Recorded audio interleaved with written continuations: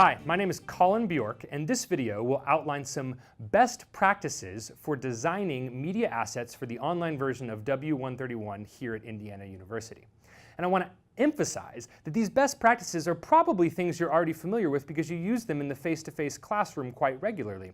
The difference is, in the online environment, which is usually asynchronous, I think these best practices have a heightened importance because you are not usually there in real time to help the students negotiate these assets and activities.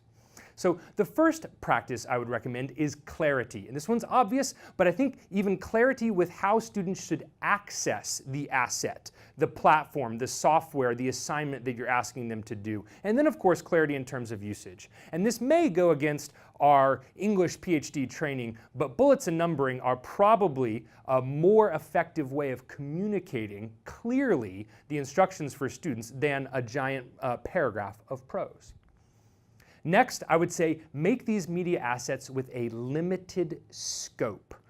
One task is often better than even two or three, and that one task with defined parameters, what is inside the task and what is outside of the task. And this limited scope will help you keep things short, which is the third item.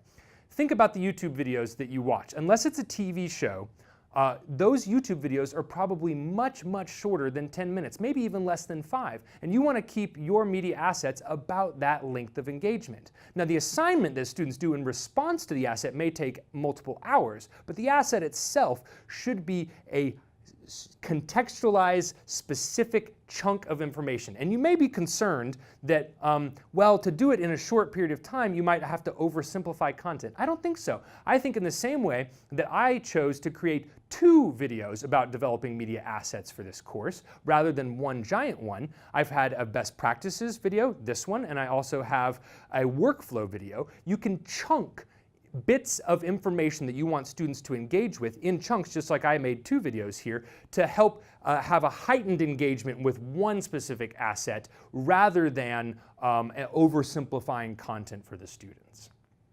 Next, you want to be sure and keep your assets learner-centered, right? Think like your students. How familiar will they be with the software or the platform you're asking them to engage this content on, right? Try to anticipate their reactions to the content as well as potential pitfalls, and anticipate those by adding notes in your instructions to the students that note potential pitfalls for the students. Next, and this one's super important, you want to situate the media asset within the larger context of the course as a whole, right? How does this media asset relate to the things the students have done before this point in the course, and how does it relate to the things that they will be doing in the future in this course? How does it relate to the other modules that they're doing this week in their online class, and how does it relate to, say, their next essay that they'll complete at the end of the next unit, or to the larger course goals, right? Situating the assets helps students understand why and how this asset fits into the larger picture. Next, and second to last, is professional. Try to make these media assets as professional as possible. And you might be saying, hey Colin, I'm not a professional instructional designer, I'm just an online teacher. But you are. I think in the online environment, all of us are architects of the learning environment that make us responsible for creating professional grade assets. And I would emphasize that the assets that you create should be something you would be proud to take to a job interview, that you would include in your teaching portfolio, something that you would say, yeah, I made this.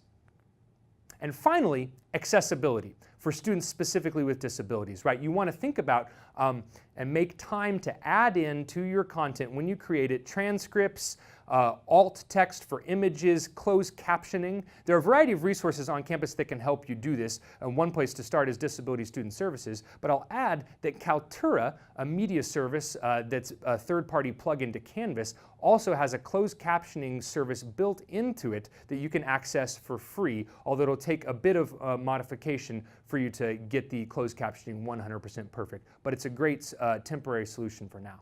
All right, good luck and have fun.